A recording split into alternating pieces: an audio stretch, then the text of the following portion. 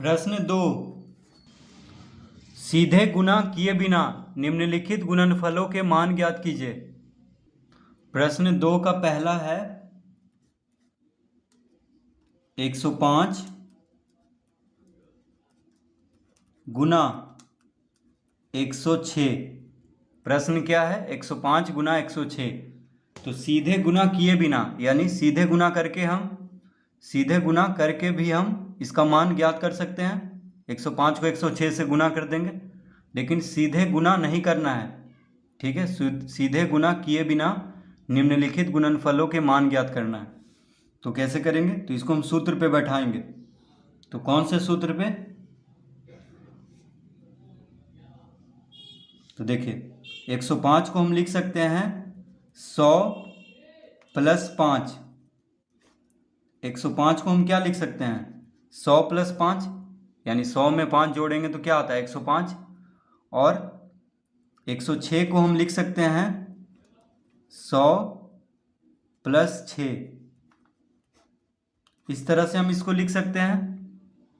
गुना में है तो दोनों को कोष्टक में कर देंगे, क्योंकि कोष्टक में अगर दोनों कर दिए तो गुना में ही हुआ। तो 100 प्लस 5 गुना 100 प्लस 6 इस तरह से लिख लेंगे। यानी 106 को 100 प्लस 6 और 105 को 100 प्लस 5 लिख देंगे इस तरह से। अब यहाँ पे ये कौन सा सूत्र पे हो गया? तो ये हो गया x प्लस ए गुना x प्लस बी बराबर x square plus a plus b गुना एक्स प्लस ए बी के सूत्र पे।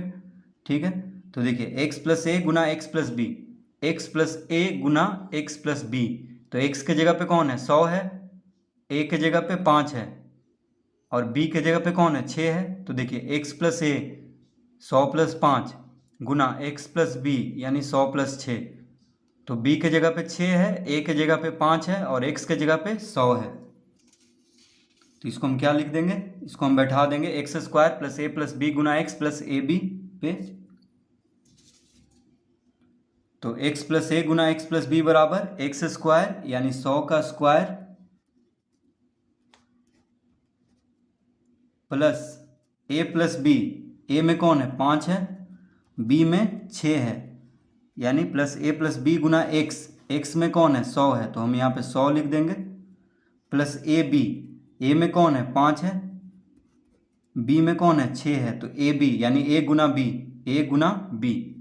तो देखिए x square plus a plus b गुना एक्स प्लस ए बी यानी ए गुना बी।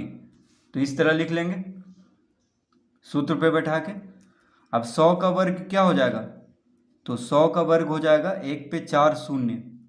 देखिए 1 पे 2 शून्य है तो इसका वर्ग हो जाएगा 1 पे 4 शून्य प्लस। अब इसको जोड़ेंगे तो 6 5 11 गुना 100। देखिए पहले इसको जोड़ेंगे क्योंकि कोष्टक में है, तो 6 5 11 और 100 है कोष्टक के बाहर यानी गुना में है। तो 6 5 11 गुना 100 क्या हो जाएगा? 1100 प्लस 6 पचे 30। इसको गुना करेंगे तो 6 पचे 30।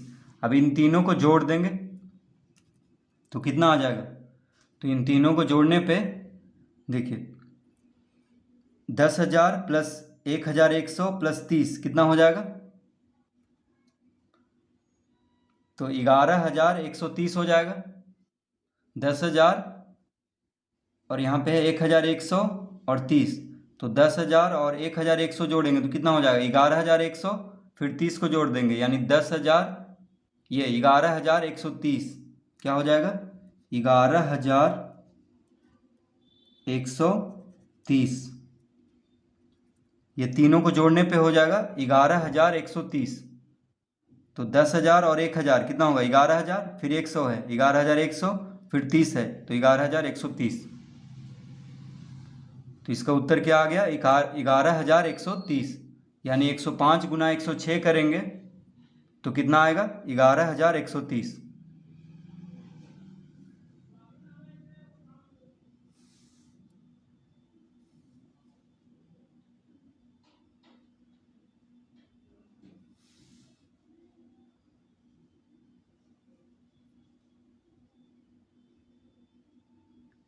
दूसरा,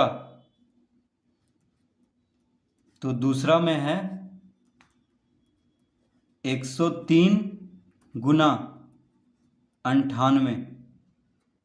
103 गुना 98।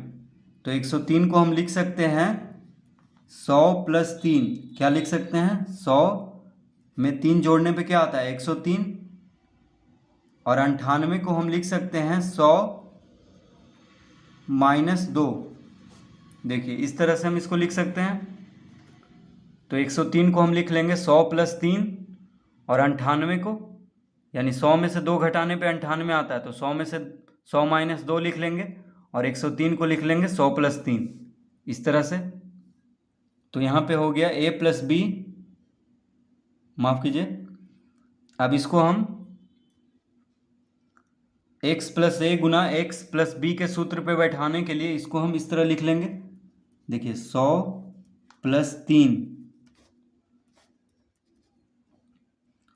गुना 100 + -2। तो -2 को हम कोष्ठक में ले लेंगे, कोई फर्क नहीं पड़ रहा है क्योंकि प्लस माइनस माइनस होता है। तो अगर कोष्ठक हटाएंगे तो -2 ही आएगा, इसलिए -2 को कोष्ठक में ले लेंगे और इधर लिख देंगे प्लस। तो ये क्यों किए हैं? क्योंकि x + a Guna x + b के सूत्र पे बैठाने के लिए। तो x + a Guna x + b बराबर क्या होता है? x² + a + b Guna x + ab। देखिए x + a Guna x + b बराबर x² + a + b Guna x + ab। तो x के जगह पे 100 है, x के जगह पे कौन है? 100 है, प्लस a के जगह पे कौन है? 3 है। x के जगह पे 100 है और b के जगह पे -2 है। देखिए b के जगह पे कौन है? -2 है। तो x + b, तो 100 + -2, यानी b के जगह पे है -2। ठीक है, तो ये सूत्र लगाएंगे। तो x + a Guna x + b बराबर लिख लेंगे x² यानी 100 का, तो x² plus a + b, a में कौन है? 3 है, प्लस b में कौन है? तो -2 है, तो -2 को कोष्ठक में ले लेंगे। तो a + b गुना x कौन है? तो 100 है, तो गुना 100, यानी यहाँ पे 100 लिख देंगे, प्लस ab, a में कौन है? 3 है, b में कौन है? -2 है। तो इस तरह हम बैठा लेंगे इसको, यानी x + a Guna x + b बराबर x² +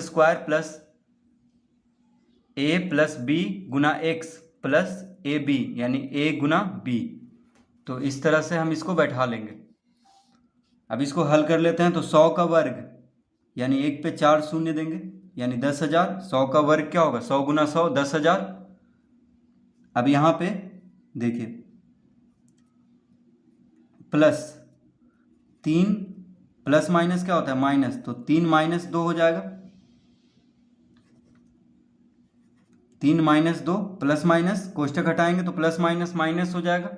और यहाँ पे 100 है, यानी 100 गुना में है। अब इसको गुना कर देते हैं। तो 3 दूना 6, प्लस माइनस माइनस, यानी -6 हो जाएगा। इस तरह हम लिख लेंगे इसको। अब इसको हम लिख सकते हैं 10,000।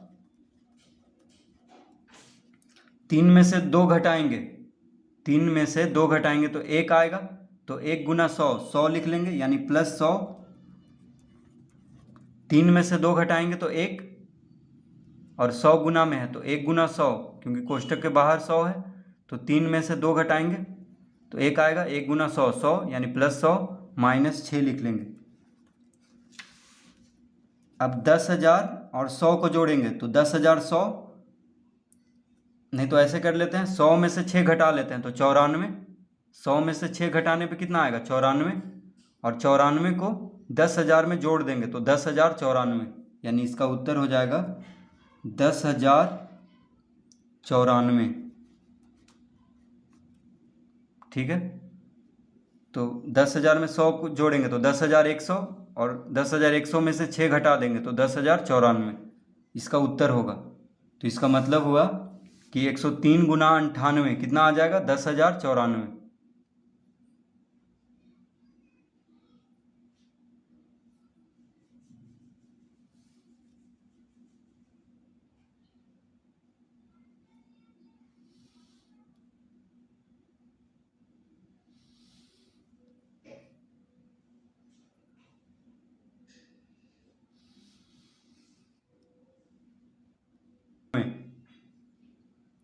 यह है प्रश्न। तो इसको बिना गुना किए बिना, यानी गुना किए बिना इसका मान निकालना है। तो 97 को हम लिख सकते हैं, क्या लिख सकते हैं 97 को? 100 माइनस 3, 100 में से 3 घटाने पे क्या आता है 97। तो इस तरह लिख लेंगे। और 98 को लिख लेंगे 100 माइनस 2, यानी 100 में से 2 घटाने पे 98 आता है। ठीक है, तो इस तरह हम लिख सकते हैं, दोनों गुना में है तो दोनों को कोष्टक में लिख लेंगे। अब हम इसको इस तरह लिख सकते हैं 100 प्लस माइनस 3, 100 प्लस माइनस 3, और इसको भी लिख सकते हैं 100 प्लस माइनस 2। इस तरह हम इसको लिख सकते हैं 100 प्लस माइनस 3 गुना 100 प्लस माइनस 2। कोई फर्क नहीं पड़ रहा है, बस माइनस 3 को कोष्टक में लिख लिए हैं और यहाँ पे प्लस दे दिए हैं। उसी तरह माइनस 2 को कोष्टक में लिख लिए हैं और बीच में प्लस दे दिए हैं। कोई फर्क नहीं पड़ रहा है, क्योंकि कोष्टक हटाएंगे तो प्लस माइनस माइनस फिर से हो जाएगा। तो इस तरह हम इसको लिख सकते हैं। तो इसको इस तरह क्यों लिखे हैं? क्योंकि इस सूत्र पे बैठाने के लिए। कौन से सूत्र पे?